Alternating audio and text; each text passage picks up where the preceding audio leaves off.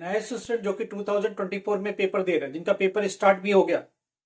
6 को पहला पेपर था, 12th को दूसरा पेपर होगा, 15 को पेपर होगा, 20 को पेपर होगा, 22 को पेपर होगा। ऐसे बहुत सारे लगातार पेपर है, subject wise, class wise. Student जो एग्जाम देने जा रही, एग्जामिनेशन सेंटर पर चीटिंग हो रही है, क्या हो रहा है क्या नहीं हो रहा है वो आप देखो, मगर मैं आपको अवेयर करता चलूं, मैं आपको सावधान करता चलूं। जब आप एग्जाम देने जा रहे हो और चीटिंग कर रहे हो, चीटिंग से लिख रहे हो, कहीं से भी देख के लिख रहे हो, कैसे भी लिख रहे हो, अगल बगल के स्टूडेंट से देख के लिख रहे हो, प्लीज सावधान हो जाओ। लास्ट ईयर भी यही हुआ था, उसके पहले भी स्टूडेंट सफर कर रहे थे। क्या कहानी होती है समझो, आपका रिजल्ट रुक सकता, RL रिजल्ट लेटर, बाद में रिजल्ट आपको दिया जाएगा, इसका मतलब कुछ झोल है। RW result with held, result held कर दिया गया, आपको रोका गया, ठीक है। UFM अनफेयर मींस के द्वारा आपको रोका गया, ये सारा कहानी निकलती है। UFM का केस लगता है अनफेयर मींस आप गलत तरीके से एग्जाम दिए हो या गलत तरीके अख्तियार करके एग्जाम दिया आपने, मास कॉपी हो जाती है, पूरी की पूरी सेंटर एक जैसी लगती है, मास कॉपी हो जाती है, ये चीटिंग का आफ्टर इफेक्ट है। तो ऐसे बच्चे क्या करें, कैसे करें, किस तरह से बचे, इसका भी ध्यान रखिएगा आप।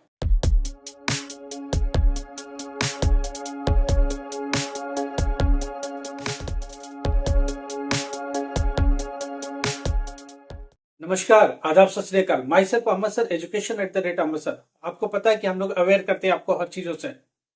एनआईएस का एग्जाम चालू हो चुका, अप्रैल 2024 का एक पेपर हो गया 6 को, 12th को दूसरा पेपर होना है, 20 को तीसरा पेपर होना है, 22 को पेपर होना है। जिसका भी सब्जेक्ट वाइज पेपर है, प्लीज केयरफुली अपने हॉल टिकट को प्रिंट आउट ले लें, उसका आई कार्ड का भी प्रिंट आउट ले लें। और ये दोनों चीजें, और साथ में देखो 3 चीजें लेके जानी है। एक तो आई कार्ड लेके जानी है, प्रिंट आउट, प्रेस बिल्कुल क्लीन होना चाहिए, हॉल टिकट बिल्कुल क्लीन पिक्चर के साथ आनी चाहिए। तीसरा, आपके पास खुद का आईडी प्रूफ होना चाहिए, जैसे आधार कार्ड मैंडेटरी के तौर पर लेके जाए। ये दिखा के एंट्री मिलेगी, नहीं तो आपको वापस आना पड़ सकता है, स्कूल मना कर देगा एंट्री से। एग्जाम से एक दिन पहले कम से कम या 2 दिन पहले जाकर के सेंटर जरूर चेक करके आए, सेंटर किधर है, एट ए टाइम मत जाए, ताकि आपको टाइम का पता चल सके कि सेंटर तक पहुंचने में कितना टाइम लेना है और कितना टाइम मार्जिन करके चलना आपको। राइट, 2 बजे एट एनी हाउ एंट्री कर जाएंगे, क्योंकि 2:15 पर आपको पेपर मिल जाएगा। 2:30 तक रीडिंग की टाइम है, 2:30 से स्टार्ट होकर 5:30 पर पेपर खत्म होगा। ये पेपर का शेड्यूल है। अब हम लोग बात कर रहे हैं कि देखो, ये तो रिपोर्टेड हो गया कि सेंटर पर नकल हो रहे, चीटिंग हो रही है, सेंटर करा रहे हैं या बच्चे आपस में कर रहे, कैसे भी कर रहे। अब हम लोग इसके आगे बात करते हैं। जो बच्चे चीटिंग कर रहे हैं, प्लीज सावधान हो जाइए, आपका केस रुक सकता है, आपका रिजल्ट रुक सकता है। क्या रहेगा, RW result with held, result held कर दिया गया, रोका गया। राइट, RW का केस लगता है। UFM अनफेयर मींस गलत तरीके से आपने एग्जाम दिया है, नकल करके या मास कॉपी हो गई है, ये केसेस बनेगा। ठीक है, इस तरह के केसेस बनते हैं। UFM का केस, RW का केस, RL का केस, रिजल्ट लेटर बाद में दिया जाएगा, रिजल्ट बिल्कुल रोक दिया सेंटर का ही, ये सब चीजें होती है। मास कॉपी ज्यादातर होती है। अब यहाँ बात आ रही है, क्या ये कैसे होता है। ऐसे जब नकल कर रहे हो तो थोड़ी अकल का भी इस्तेमाल करो। पहली बात, हम लोग एंडोर्स नकल को बिल्कुल नहीं करते, ये हमारी खुद की वार्निंग लाइन चलती है। आप अपनी पढ़ाई पर विश्वास करें, लाइफ टाइम पढ़ाई ही आपके काम आती है, नकल वगैरह काम नहीं आती है। फिर भी अगर आप नकल कर ही रहे हो तो सारा थोड़े अकल का भी इस्तेमाल करो। आप जब देख के लिखते हो तो सारा एग्जैक्ट टू द पॉइंट बिल्कुल कॉपी नहीं करना, नहीं तो मास कॉपी हो जाएगी। पॉइंट टू पॉइंट अगले स्टूडेंट का मिल गया, आज पिछले स्टूडेंट का मिल गया या पूरी क्लास का मिल गया, तो आपका पूरा रिजल्ट पैकअप हो जाएगा। RL करके रिजल्ट लेटर रोक दिया जाएगा, रिजल्ट विद हेल्ड हो जाएगा, UFM का केस बन जाएगा। ये सारे केसेस बन सकते हैं आपके ऊपर। मैं आपको बता देता हूँ, 3 साल तक एग्जामिनेशन से बार्ड हो जाएंगे, डिबार्ड कर देगा, निकाल देगा, बोर्ड आपको निकाल देगा 3 साल के लिए। कुछ भी हो सकता है, या अभी का रिजल्ट कैंसिल कर देगा या आपको नोटिस जारी कर देगा, ध्यान रखिएगा। इसलिए ऐसे चीज के लिए जब आप नकल करो, अगला क्वेश्चन नंबर 22 कर रहा, आप भी नकल करो, तो वो जो जिस पेज पर कर रहा है 22 कर रहा है और उसके बाद 23, 24 ऐसे कर रहा है, तो आप इनको प्लीज अलग अलग पेजेस पर करें, बीच में कुछ और क्वेश्चन कर लें।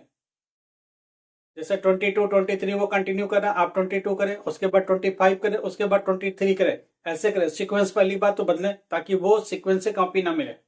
दूसरी बात, वो हेडिंग 1, 2, 3 कर रहा है, राइट, तो ऊपर नीचे उन हेडिंग को कर लीजिए। किसी की कैरेक्टरिस्टिक लिखनी है, प्रॉपर्टी लिखनी है, आप 3 प्रॉपर्टी लिख रहे हैं, आगे का नकल करके लिख रहे हो तो उसकी पहली प्रॉपर्टी मत चूज करो, लास्ट प्रॉपर्टी चूज करो, बीच की प्रॉपर्टी चूज करो, फिर पहले चूज करो, ये सीक्वेंस में भी चेंज करो। तो तीसरी बात, जब शुरुआत करो तो आप अपनी लैंग्वेज से करो, उनकी जो मेन कोर चीज है वो उठा लो, मगर अपनी लैंग्वेज में उसे डाइवर्ट कर दो, थोड़ी सी लैंग्वेज बदल दो। उससे क्या हो जाएगा, टू द पॉइंट मैच नहीं होगा और बिल्कुल एग्जैक्टली कॉपी नहीं होगा, तो यूएफएम का केस नहीं बनता, यहाँ आरएल का केस नहीं बनता, आरडब्ल्यू का केस नहीं बनेगा। ये चीज ध्यान रखिएगा, एक तो सीक्वेंस बदलना है, ठीक है, और प्रॉपर्टी एग्जैक्ट मत लिखिए, थोड़ी सी शुरू की लैंग्वेज बदल दीजिए। जब एक 5 नंबर का क्वेश्चन लिखते हैं तो शुरू की 2 लाइनें अपने हिसाब से लिख दीजिए, उसके बाद बेशक कॉपी कर लीजिए।